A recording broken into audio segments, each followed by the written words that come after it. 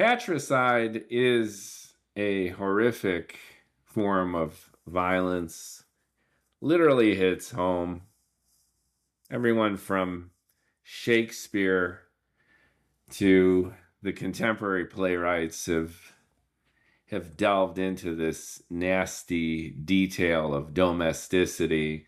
When you look at the statistics, at least here in the United States, about 1 to 2% of all murders fall into this sad and gruesome category of a child killing their parent or parents. That translates to about 200 or so such cases a year, about 10% of which, 20 or so, involve double murders, the child killing both parents. The Menendez brothers is a famous example of this from a generation or two ago. And most recently, we've of course had the Reiner family tragedy. As we roll into the new year, I'm recording this January 2nd, 2026. I thought I'd delve into this from my vantage point as both son and father, because it hit home, and I think it might be apropos for launching the second season of No Hair, All Heart. I'm your host, Mookie Spitz. For the past year, we've been talking about relationships, self-healing. I've had an acupuncturist, sleep therapists.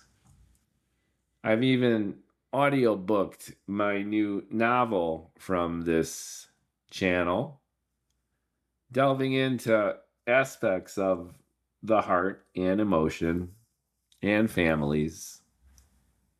And this Reiner stuff is rough. On the one hand, it's classic horrific Hollywood, the stuff that James Ellroy has been writing about for decades and would love to write about again, I'm sure, if he hasn't already.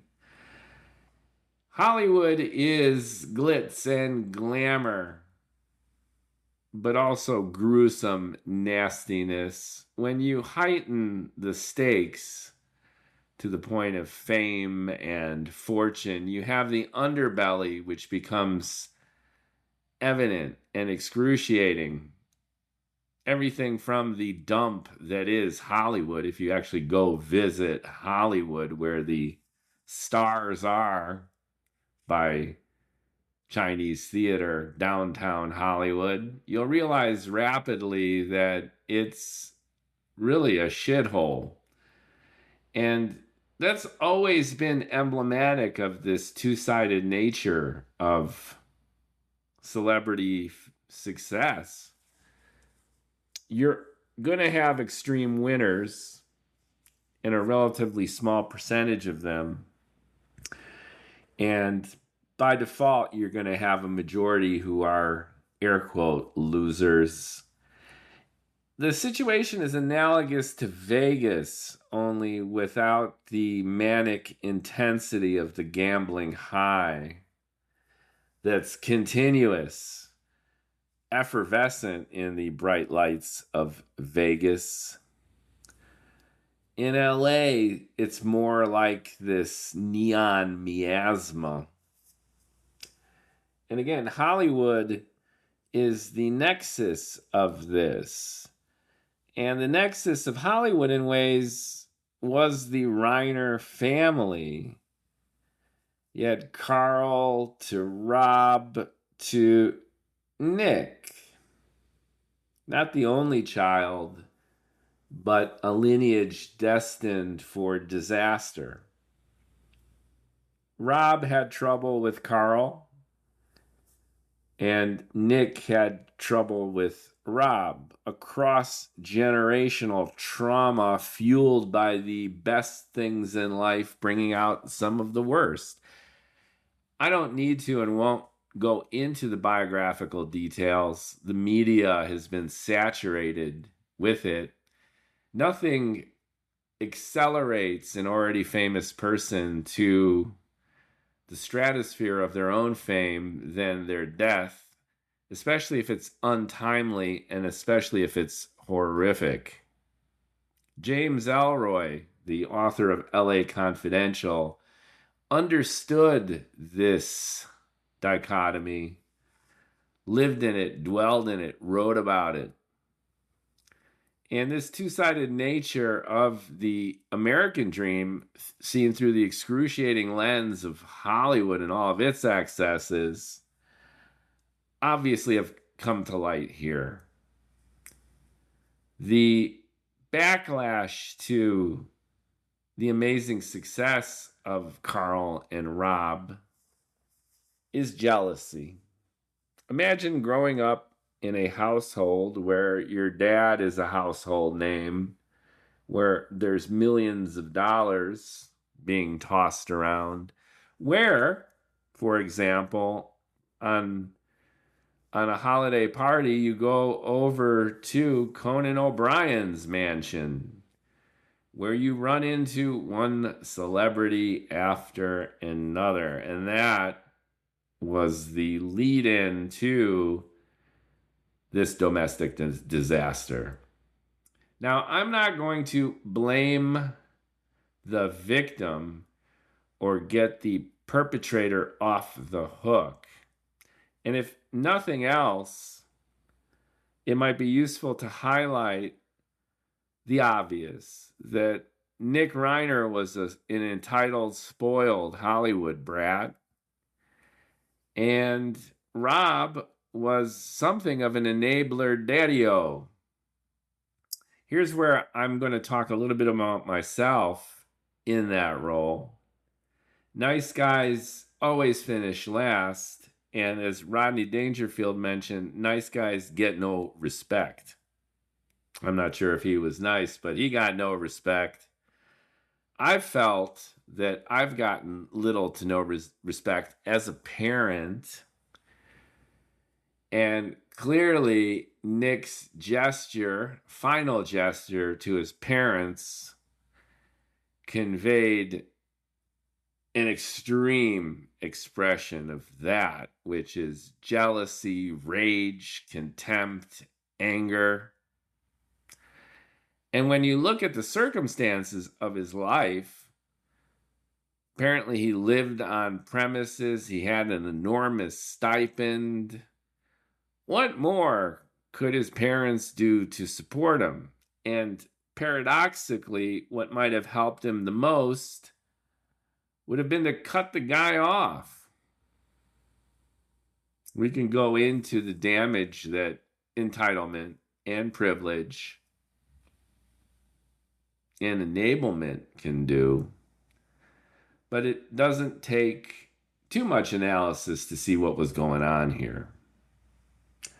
And my relatability to this situation is twofold. My father, at least from what I can tell, was the opposite of Rob Reiner. He was introverted, had few friends, enraged most of the family, pretty much a blue-collar guy, supervisor in a factory, and really was a hard ass. And I feared him. At times I hated him.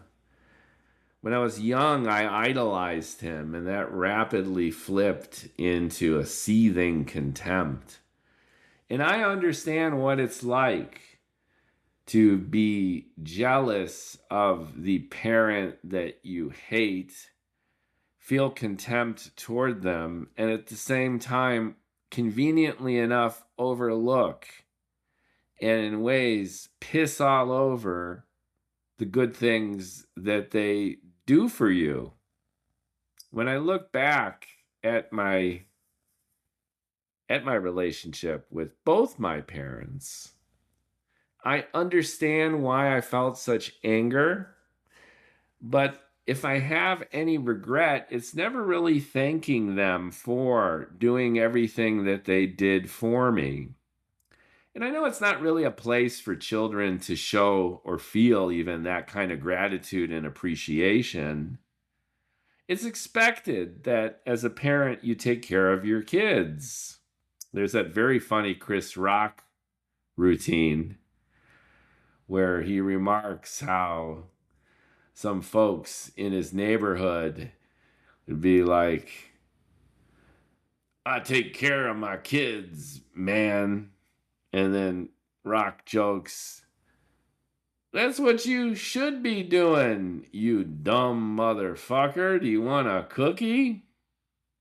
Yes, parents take care of their kids. There's also a middle class, very bougie expectation here in America that you not only take care of your kids, but you finance their undergraduate education.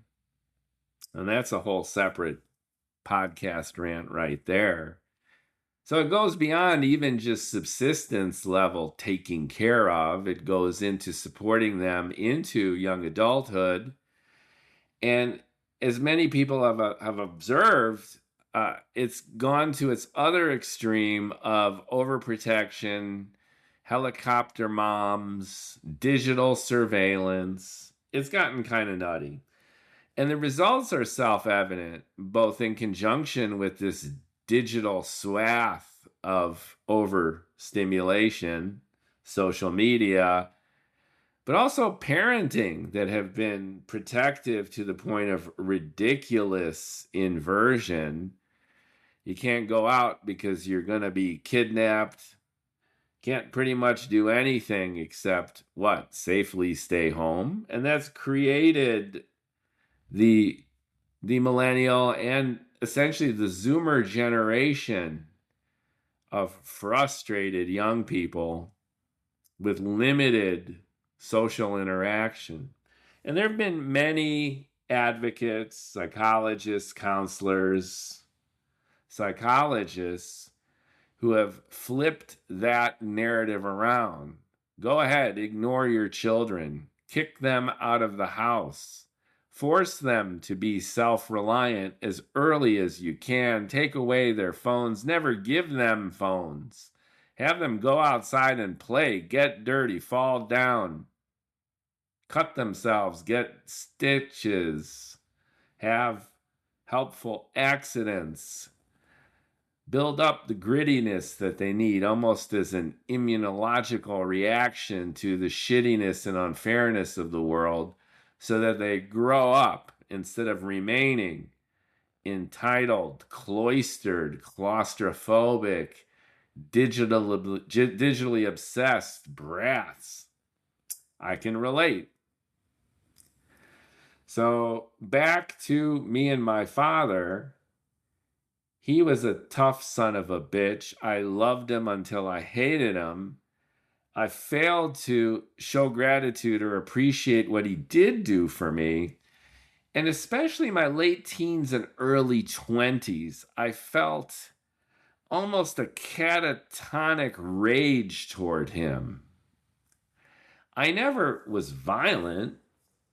I did yell at the guy.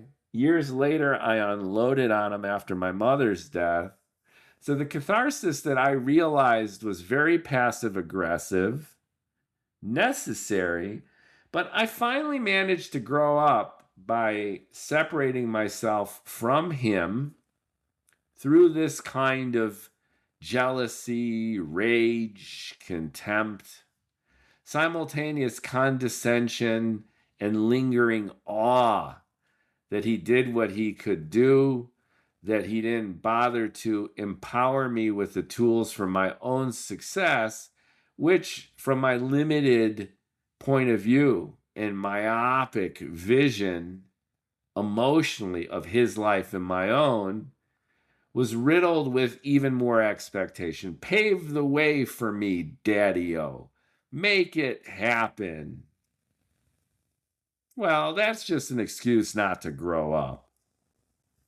And this happened even with an abusive dad. So was I justified in throwing back and throwing down? In ways, did I do it awkwardly, foolishly, in a cowardly type of way? Absolutely. When I unloaded on him later, we were estranged for years, especially after my mother's death. But I'm using this as counterpoint to what must have been going on in the Reiner household. I don't know. I mean, maybe Rob had his own abusive moments. Everyone's a bit of an asshole. Rob Reiner showed a public face of all smiles. He could have been quite the opposite, as we've seen for other comedians, other performers. But that doesn't seem to be the case based on reading about him and seeing him. It seems like Rob was the nice guy dad, the fun dad.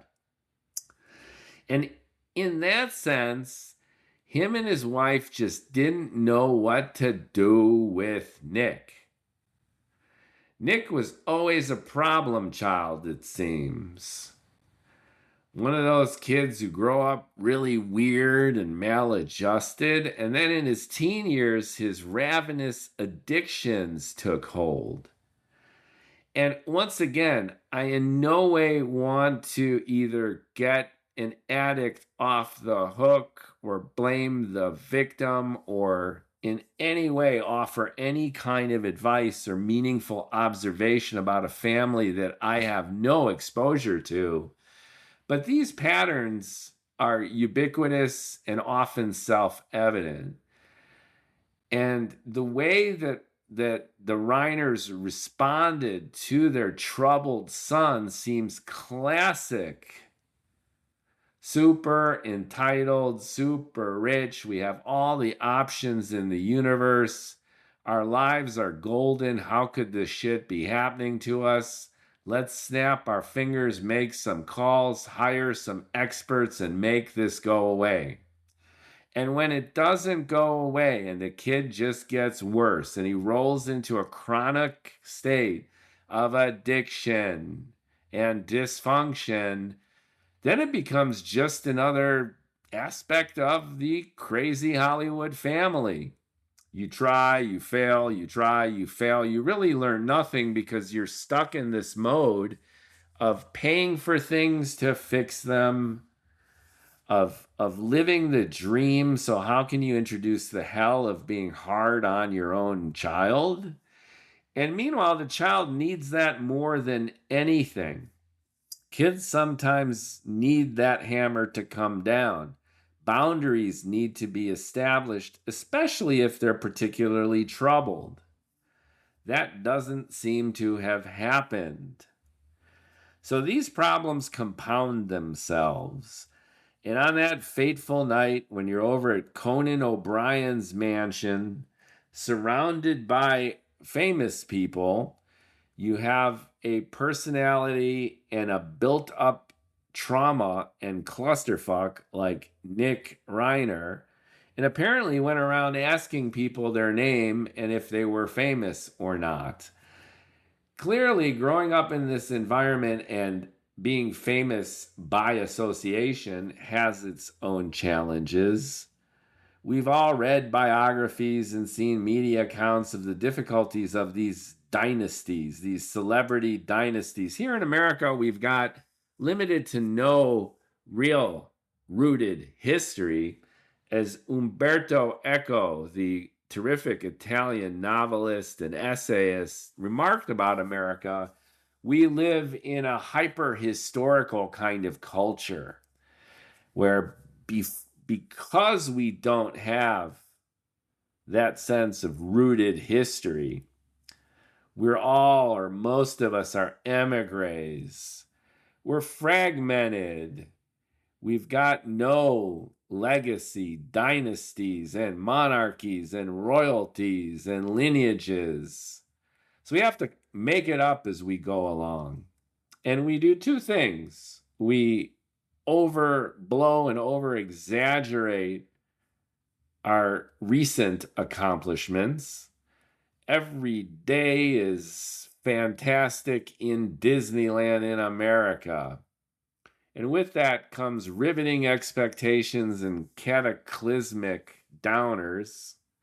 We oscillate from day to day and even minute to minute, further accelerated by digital communication, social media, now AI.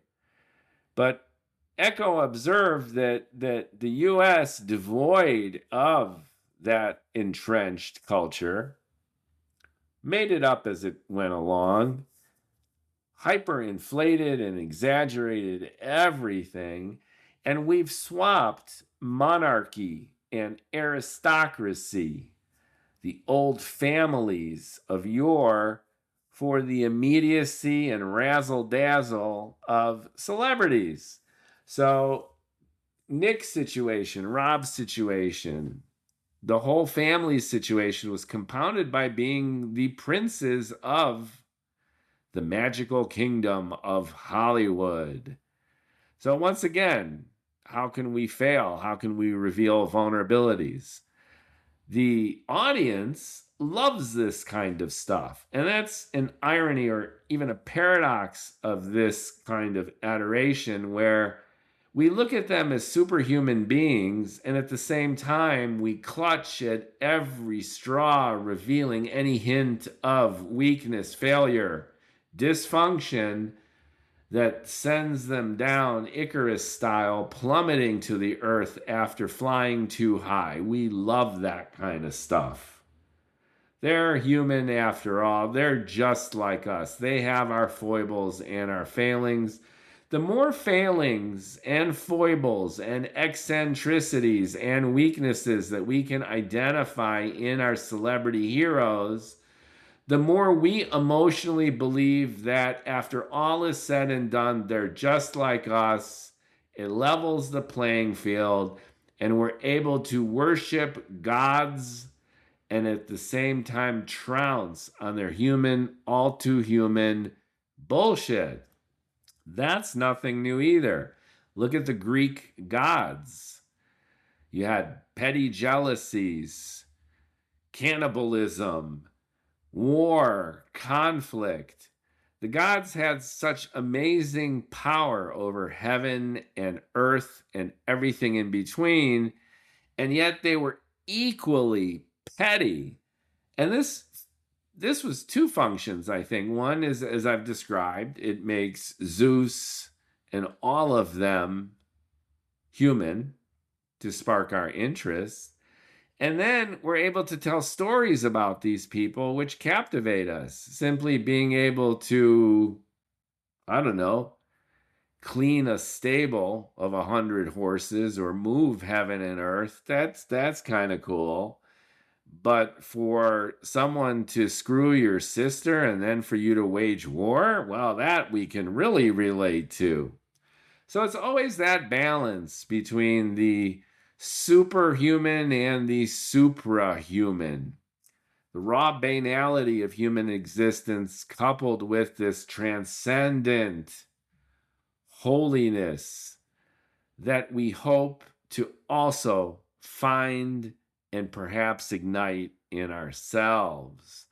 And within that roiling cauldron of emotion, you've got a family like the Reiners and all their successes and their lavish lifestyle and this acute oscillation between the agony and ecstasy of having all that money, all that fame, and living literally the American dream and being faced by day-to-day nightmares, equally ironically and paradoxically being fueled by all that money, all that power, all that status.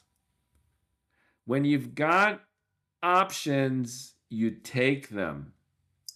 And as any artist will tell you, the best way to keep creating and stay stuff on point is to embrace boundaries. When you can do anything, you do nothing. And when you're forced into a situation by want of the finitude of limited resources, then your own worst tendencies don't have an opportunity to get in the way of simple common sense solutions that can ultimately solve your problem and help you move along. Now, all this said, I know everyday Americans have these problems.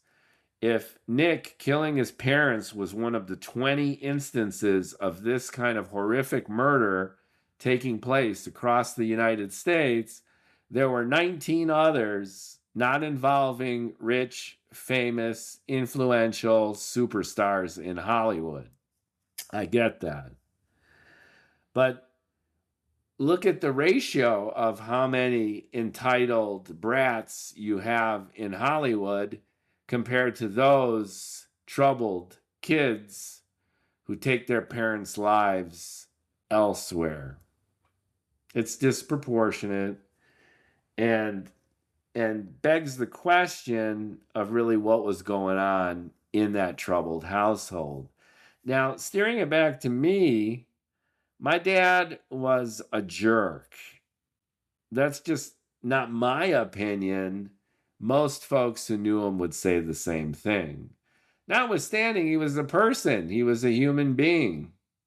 He had his other sides to him, of which, as I also mentioned, I failed to really show gratitude and appreciation for. He did a lot for me.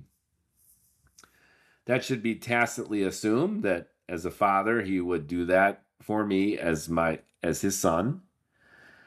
But it also behooves me to acknowledge it. And that's what I'm doing now if I couldn't really do enough of it while he was still kicking. Rob Reiner, in contrast, by all indications, was the opposite of that. He was the fun, nice dad. Now, here's the segue to me. I have been the fun, nice dad. This has created problems with life partners. It's led to its own complexities, most notably of which, after seeing what went down in Hollywood recently, is no, I haven't been murdered, and no, I'm not like the writer in Sunset Boulevard floating in the pool narrating my own story. But I believe, at least from my point of view, that I have been taken for granted. Like Rodney Dangerfield, I've got no respect. And I feel, either naively or through a compensatory lens, that had I been more of a hard ass on my own kids, instead of playing anti-dad for me, my father was a jerk, I'm not going to be a jerk. My personality was always different. I'm going to highlight and exaggerate my own best and worst qualities, if for no other reason than to be a counterpoint to my asshole dad. I'm going to be a fun dad. I'm going to be a giving dad. I'm going to be let's order a pizza dad. I'm going to be go ahead and video game all you want dad. I am going to just not really have too many boundaries, let you loose, do your thing, discover yourself. I'm here for you, and let's go see a movie. Let's hang out. Should I have enforced more discipline? No doubt. But as I mentioned, a lot of the experts have come up as a backlash to the backlash of all of this helicoptering and hyper supportiveness and overprotectiveness. Some experts today might look at my parenting style and go Mookie. You just let your kids free to discover things for themselves. But with that was also this fun, nice guy dad. And like Rob Reiner, I think, whether or not it's delusional or presumptuous or a big rationalization on my part, I think that I bred entitled brats similar to their situation. And if I have erred, I think it's in that way, where I should have brought the hammer down maybe with a little bit more vigor and judiciousness. I kind of let things fly. And in doing so, I empowered my own children to dislike me. Not so much respect me, but flat out not like me that much. And why? Well, whether or not you're a good parent, a passive parent, an aggressive parent, a helicopter parent, this parent or that parent, growing up is hard to do.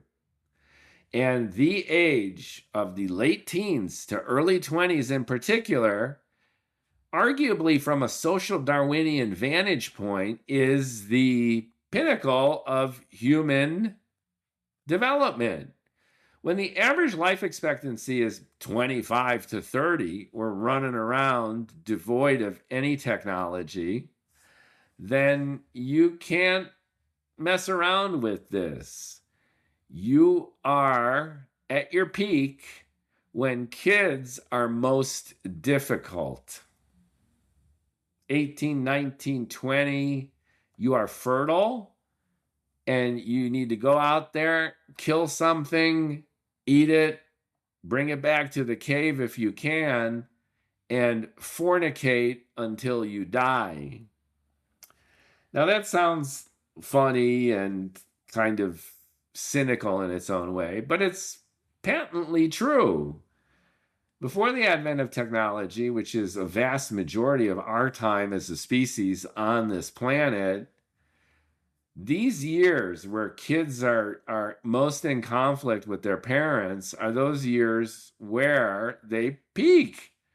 And there's obvious value to this from an instinctive point of view, which is if you hate your parents, then there's motivation to get the hell out of the cave and start your own damn cave.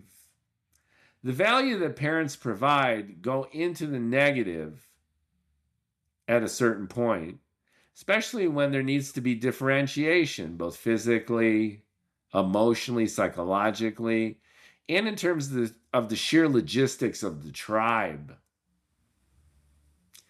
And I think this plays into it a little bit. So, once again, I'm not begging the question of why kids are the way they are or our role in terms of facilitating or steering or guiding or making this situation a little bit better than it otherwise is or could or should be.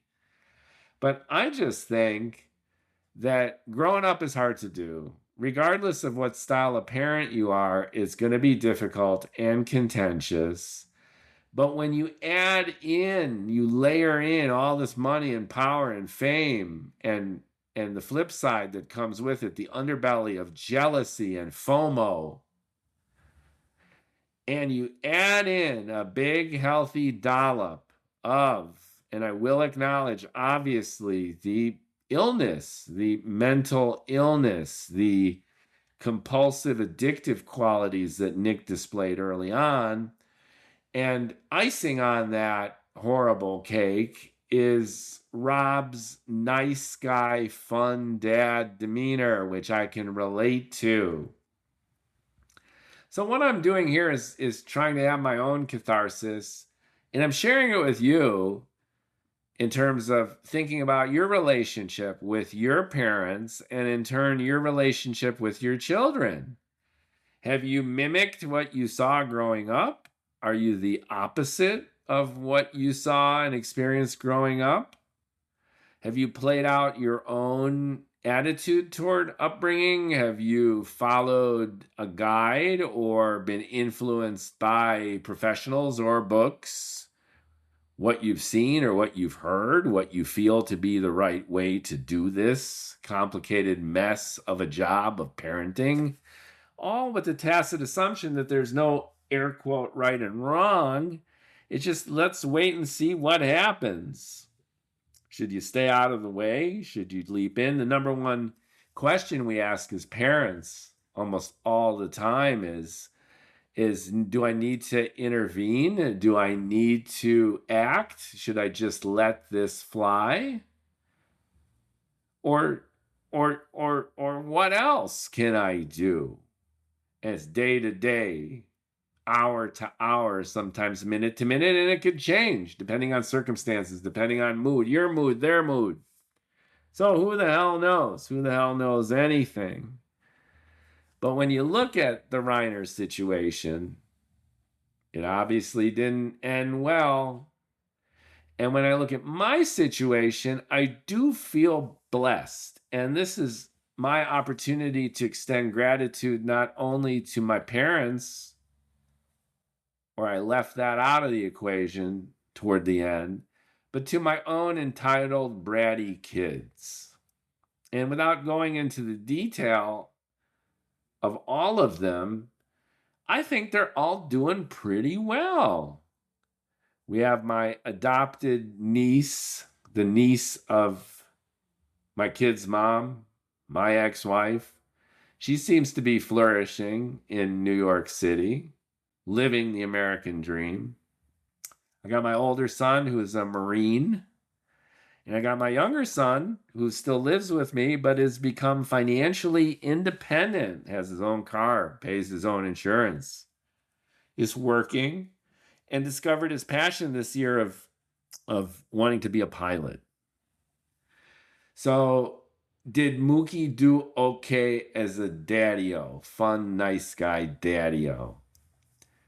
I think, based on how it's rolling out so far, yes. I think everyone's doing pretty damn well. Now, how would this be interpreted from their point of view? I think my adopted niece, the adopted Korean woman who came over, I don't think she really gives a shit, to be honest.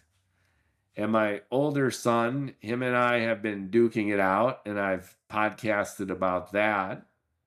But we're civil to each other, and he's independent, and he's, by any stretch, an adult. He is a Marine. He's doing his own thing, age 23. And then my younger one has attained almost independence at the age of 19. And if my niece there, my adopted niece, doesn't care, and my older son feels some contempt, then my younger son and I get along pretty well in general. And I think a lot of this is perhaps independent of who I am and how I acted. Some of it is just the generation. Some of it is just growing up and getting the hell out of the house. And had I been different, I'm not quite sure. I tend to think that I could have hit more of the pedal to the metal, and maybe my older son would respect me more. I'm not quite sure. But I can't be anything other than myself. And I did not have the luxury of almost limitless resources. And the limitations imposed by an American middle class kind of career and household set its own guardrails and limited what we could and couldn't do, and created a situation where the boys really had no option but to figure it out. And that, arguably more than anything else, has been the biggest blessing here. As I mentioned, you can no doubt relate. So much of our attitudes and feelings, whether we succeed or fail in our endeavors, ties back to our relationship with our parents. And what I've found, at least for myself, is the separation between myself and my parents was the essence of my ticket to ride as an adult. I had all sorts of complexities in my relationship with both parents. And as I've observed before, my mother's death freed me of some of the chronic depression that I was experiencing. My father's death freed me from this feeling that I couldn't or shouldn't really pursue a traditional career. My uncle's death really fostered and further encouraged my creative endeavors, because I felt in ways corralled and asphyxiated by these figures in my life in one form or another. And here I am, no living parents, few relatives, my own person. And my relationship with my kids, although not ideal, at least in a traditional sense, fills me with joy and satisfaction knowing that they're getting on with it. They're transitioning from childhood to adulthood. The next generation is off doing its own thing. And with that sense of mission more or less accomplished, I've turned to my passion, which is creativity, storytelling. I just love creating content. Hell's bells, see what happens. But all that in turn highlights the tragedy which spawned this conversation. There's a finitude to death, and there's a lingering horror of murder, especially when it's perpetrated by children against their parents. It's a bubbling to the surface of all of this angst in a way that you can't dial it back. And there's nothing left to learn. When you're agonizing over the minutia of the everyday and you're just getting through it, then you could look back. You might learn a thing or two. You might even consider yourself a better person for doing all of this, living through it, passing things along. And there's a continuation of something, not just the lived experiences themselves, but this idea of cross-generational learning and growth and development. And when that branch just gets broken or cut, it reverberates. And sure, you need to burn down the forest every once in a while to start it all up anew. But few things that we can imagine are more jarring than what happened to that family. And sometimes even that is a necessary sense of perspective, not from the petty and self-serving vantage point that, oh, I'm glad it happened to them and not me or us, but just from the vantage point of the perspective that it offers, that you did well enough. You gave it your all, and the output is pretty good. Pretty good is damn good when you step back and you look at the bigger picture. And if you could say that, then you could and should feel entitled to express gratitude and appreciation for your own accomplishments as a parent. You don't need to get on the cover of Time magazine for Parent of the Year. You don't need to be showered with affection or even gratitude or appreciation from your own children because, again, that's not their job. Your job was to provide that unconditional support. And if you could look back and feel that they weren't even so much sacrifices as just expressions of the job you had to do, then it's all A-OK. And where does that leave Nick Reiner? Well, his life is pretty much over. The truly tragic part is, in retrospect, one wonders when it really began, if ever.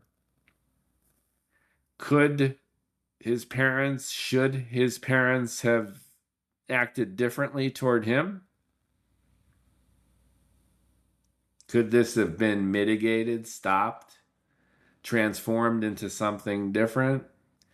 That's none of my business, and it's not my right or even indulgence to speculate that way.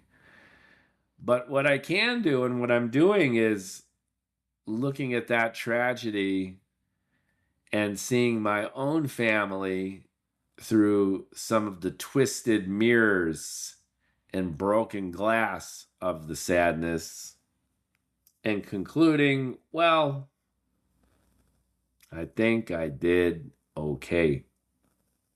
And I'm sharing this with you because the probability is you've done pretty well yourself. It's easy to be hard on ourselves. Easy to be hypercritical in an age of judgment. Let's give ourselves a break as we move into 2026. If we have children who are maturing into adulthood, in adulthood, now's the time to branch out. Now's the time to do all the things that we've wanted to do. Now's the time, if we haven't already, to set them loose. And if your children are troubled or having a hard time, well, now might be an opportunity to think again and perhaps even reevaluate your attitude toward how they can heal.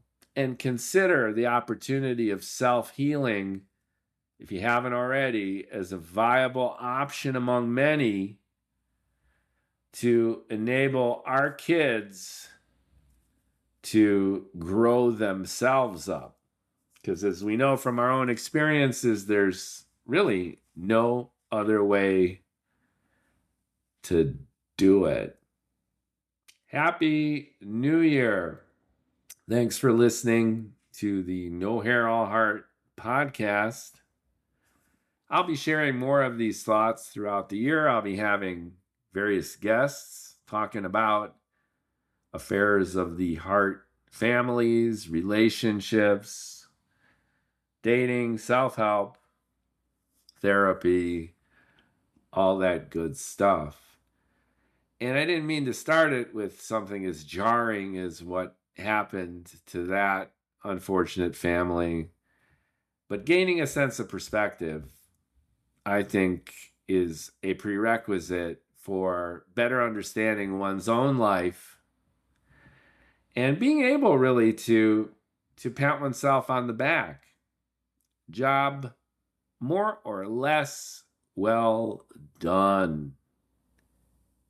Good enough is great, especially when it comes to family.